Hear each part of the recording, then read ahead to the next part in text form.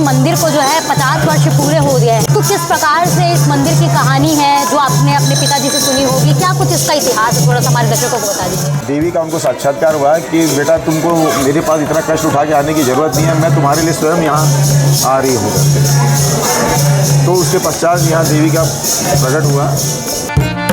मूर्ति जो है यहीं पे ही जहाँ पे निकली वहीं पे स्थापित कर दी थी, ऐसे ही छोटे से चबूतरा बना करके।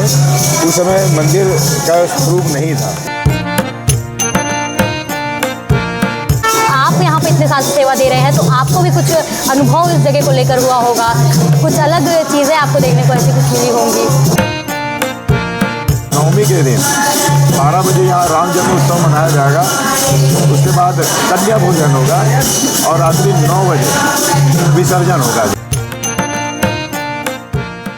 नमस्कार, मैं ईशा साहू और आप सभी का स्वागत है केपी न्यूज़ में। और जैसे कि आप सभी को पता होगा कि पावन पर्व चैत्र नवरात्र इस वक्त चल रहा है और चैत्र नवरात्र का आज जो है सप्तमी दिन है और सप्तमी दिन के अवसर पर आज हम पहुँचे हैं माँ बमलेश्वरी मंदिर सेक्टर 6 में। माना जाता है कि ये मंदिर जो है काफ़ी प्रसिद्ध है, काफ़ी मान्यता है इस मंदिर की और इस मंदिर को विगत 50 वर्ष भी जो है पूरे हो चुके हैं। पर क्या कुछ है इसका इतिहास और किस प्रकार से इसकी मान्यता है, लोग जो है काफ़ी यहाँ पर आते हैं, तो उनकी मान्यताएं कैसी हैं इस मंदिर को लेकर, ये जानेंगे हम पंडित जी से। इस जगह पर जो है निरंतर कई वर्षों से जो है अपनी सेवा दे रहे हैं और बमलेश्वरी मंदिर की जो है जानकारी काफ़ी अच्छे से है, तो इनसे हम जानेंगे। पंडित जी, लगातार आप कितने वर्ष से इस मंदिर में हैं? मैं मंदिर जब देवी का प्रकट हुआ तब से हूँ मैं यहाँ पे। और मंदिर जो देवी जो यहाँ प्रकट हुई है, वो जिनको दर्शन हुए थे वो मेरे पिताश्री थे। इस मंदिर को जो है 50 वर्ष पूरे हो गए हैं, कुछ ही दिनों पहले उन्होंने 50वां वर्ष इस मंदिर ने मनाया है, तो किस प्रकार से इस मंदिर की कहानी है जो आपने अपने पिताजी से सुनी होगी, क्या कुछ इसका इतिहास है, थोड़ा सा हमारे दर्शकों को बता दीजिए। हमारे जो पिताश्री हैं वो माँ भगवती के अनन्य भक्त थे और वो पोस्ट ऑफिस में सर्विस करते थे और वो पहले डोंगरगढ़ में थे। तो वहाँ जो डोंगरगढ़ में माँ भगवती है उनके वो डेली दर्शन करते थे, लेकिन उनका ट्रांसफ़र वहाँ से भिलाई हो गया। तो वो उनकी जो भक्ति थी वो इतनी थी कि वो यहाँ से भी डेली जो है डोंगरगढ़ दर्शन करने पहुँच जाते थे और किसी भी तरीके से चले जाते थे यहाँ से, और वहाँ से आने के पश्चात अपनी ड्यूटी भी करते थे। तो ऐसे करते करते देवी का उनको साक्षात्कार हुआ कि बेटा तुमको मेरे पास इतना कष्ट उठा के आने की ज़रूरत नहीं है, मैं तुम्हारे लिए स्वयं यहाँ आ रही हूँ करके। तो उसके पश्चात यहाँ देवी का प्रकट हुआ और तब से इस जगह की जो है मान्यता लोगों को धीरे धीरे जब पता चलने लगा, लोग इससे जुड़ते चले गए और जिनकी जो इच्छा या मनोरथ होते थे उनके पूर्ण होते चले गए। तो ये मंदिर पहले बहुत ही छोटे रूप में था, लेकिन लोग इस श्रद्धा के साथ जुड़ते चले गए और ये मंदिर इतना भव्य हो। भैया, ये जैसे कि आपने बताया कि ये चमत्कार एक है जो है आपके पिताजी के सपनों में जो है माता आई और फिर उसके बाद में जो मूर्ति है वो प्रकट हुई है माता की। तो इससे पहले ये जगह क्या थी, आप यहाँ रहा करते थे, आपका घर था या फिर कुछ? यहाँ पे ये मंदिर है, इसके जस्ट बगल में ही पोस्ट ऑफिस का क्वार्टर था और ये खाली ज़मीन और ये उनको जब साक्षात्कार हुआ यहाँ से देवी प्रकट हुई तो उन्होंने मूर्ति जो है यहीं पे ही जहाँ पे निकली वहीं पे स्थापित कर दी थी, ऐसे ही छोटे से चबूतरा बना करके। उस समय मंदिर का स्वरूप नहीं था, खुले में रखी हुई थी मूर्ति। लेकिन जैसे जैसे लोग जुड़ने लगे उन्होंने धीरे धीरे सबका सहयोग इसमें रहा और यहाँ पे ये मंदिर इतना भव्य रूप में बन गया। भैया, आपने जिस प्रकार से इसका इतिहास बताया कि माता खुद प्रकट हुई है, पिताजी को सपने में आई है और साथ ही इसमें लोगों की बहुत मान्यता जुड़ी है बमलेश्वरी मंदिर से, तो कहाँ कहाँ से लोग यहाँ पर आए हैं? आप अक्सर यहाँ बैठते होंगे तो लोग बताते होंगे आए और उनकी मन्नत भी पूरी हुई होगी, तो किस प्रकार से जो है यहाँ पर आपने चमत्कार होते हुए देखते हैं?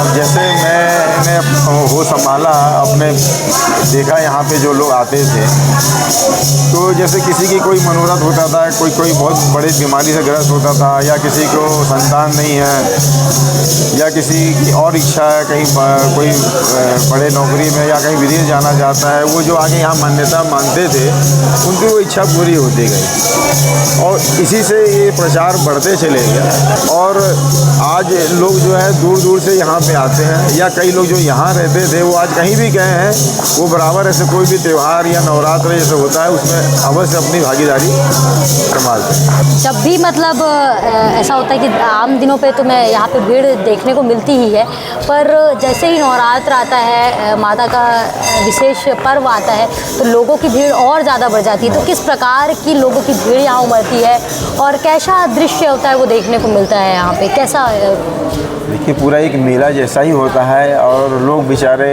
कतारों में खड़े रह करके घंटों अपनी बारी की प्रतीक्षा करते हैं। और भी जैसे कई जगह होता है कि लोग रुकते नहीं हैं, लेकिन यहाँ पे अपना पूरा समय देते हैं, चाहे कितना भी देर लगे, लोग प्रतीक्षा करके अपने दर्शन की बारी का इंतज़ार करते हैं।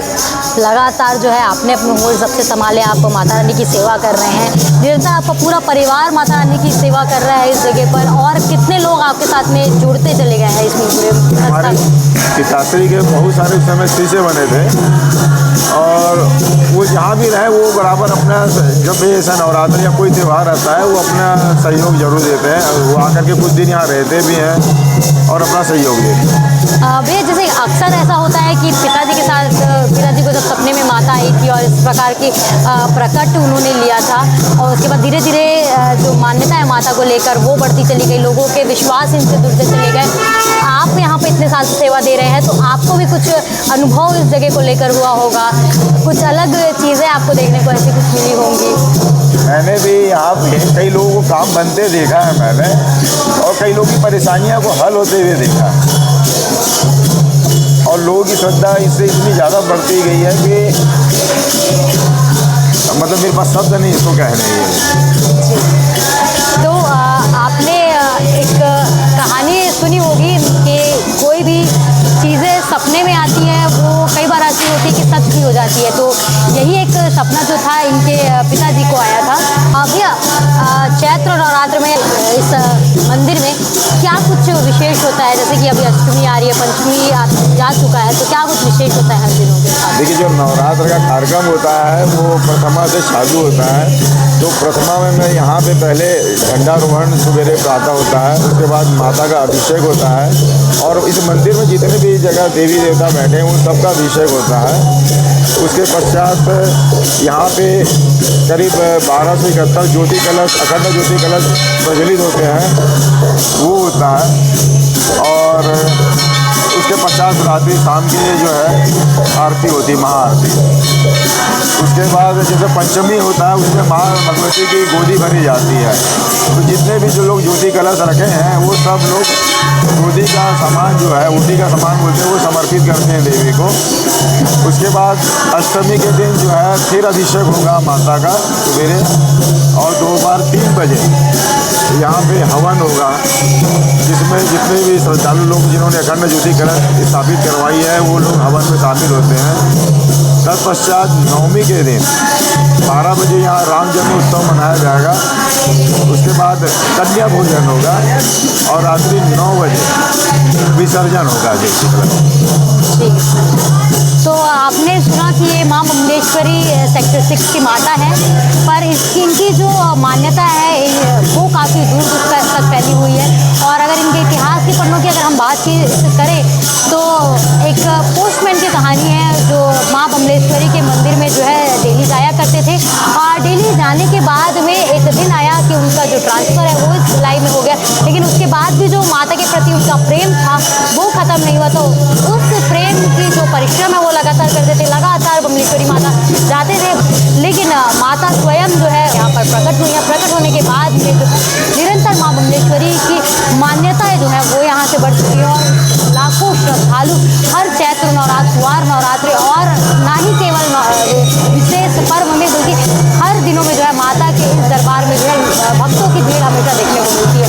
लगातार केपी न्यूज़ अलग अलग जगह पर जाकर माताओं की स्टोरी या नवरात्र चैत्र नवरात्र की स्पेशल स्टोरी कर रहा है, जिसे हम आप तक बताने की कोशिश कर रहे हैं। दुर्ग भिलाई की खबरें हम आपको कोशिश करते हैं और लगातार पहुँचाने की कोशिश करते रहेंगे।